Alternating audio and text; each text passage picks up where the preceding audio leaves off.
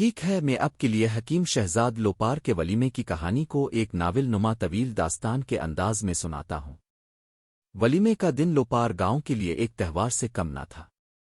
صبح کی روشنی کے ساتھ ہی فضا میں ایک عجیب سی گہما گہمی پھیل گئی۔ گاؤں کی گلیاں جھاڑوں سے صاف کی گئیں، گھروں کی چھتوں پر رنگ برنگے جھنڈے اور کپڑے لٹکائے گئے۔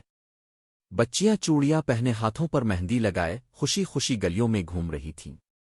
مرد حضرات کام کاج چھوڑ کر صرف ولیمے کی تیاریوں میں لگے تھے۔ باورچی خانے کے پاس دھوئیں اور مصالحوں کی خوشبو نے ماحول کو مہکا دیا۔ دیگچے اتنے بڑے تھے کہ جیسے کسی عید کا اہتمام ہو۔ چارپائیاں نکال کر کھلی فضا میں ڈال دی گئیں تاکہ مہمان آرام سے بیٹھ سکیں۔ عورتیں گھروں میں بیٹھ کر روایتی گیت گانے لگیں، ان کی آوازیں گلیوں میں گونجتی رہیں۔ مہمانوں کا آنا شروع ہوا تو گاؤں کی گلیاں مزید تنگ محسوس ہونے لگیں۔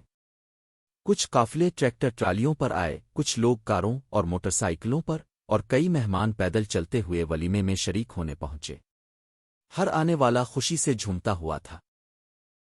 مہمانوں کو دیکھتے ہی نوجوان ان کے استقبال کے لیے دوڑ پڑتے، کوئی چائے پیش کرتا تو کوئی پانی۔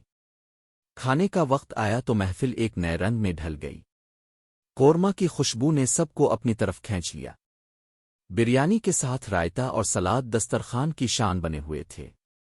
زردہ اور کھیر کے میٹھے پیالے دیکھ کر بچوں کی آنکھیں چمکنے لگیں۔ بڑے لوگ صبر کے ساتھ اپنی باری کا انتظار کرتے مگر بچے ضد میں لائن توڑ کر آگے نکل جاتے۔ باورچی بار بار ڈانٹتے مگر ان کی شرارتیں ختم ہونے کا نام نہ لیتیں۔ کھانے کے بعد محفل میں موسیقی کی رونق بڑھ گئی۔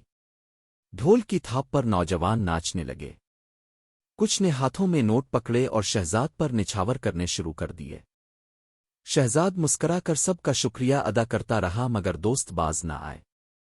ایک نے مذاق میں کہا، حکیم صاحب، اب دوائی کے نسخوں کے ساتھ بیوی کے نخرے بھی لکھنے پڑیں گے۔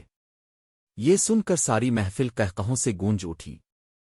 اسی دوران ایک بزرگ اٹھے اور سب کے سامنے کھڑے ہو کر بولے، یہ لڑکا صرف حکیم نہیں پورے گاؤں کا سہارا ہے۔ آج اس کے ولیمے میں شریک ہو کر ہمیں خوشی ہوئی۔ دعا ہے کہ اس کی زندگی بھی ایسے ہی خوشیوں سے بھری رہے۔ ان کی بات سنتے ہی ماحول ایک دم سنجیدہ اور پرنور ہو گیا۔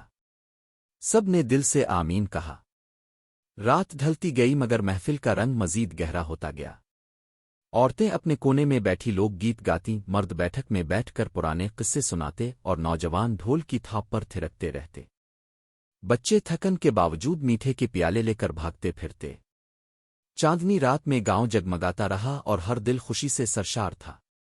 یہ ولیمہ صرف ایک شادی کی تقریب نہ تھی بلکہ گاؤں کے ہر فرد کے لیے ایک یادگار دن تھا۔ لوگ جب کبھی اس دن کا ذکر کرتے تو کہتے، ایسا ولیمہ لوپار نے پہلے کبھی نہیں دیکھا تھا۔ کیا اب چاہتے ہیں کہ میں اس طویل کہانی میں کچھ ڈرامائی موڑ بھی شامل کر دوں؟ جیسے ولیمے کے دوران کوئی شرارت، اچانک بارش یا کوئی مزاحیہ واقعہ ہو جائے۔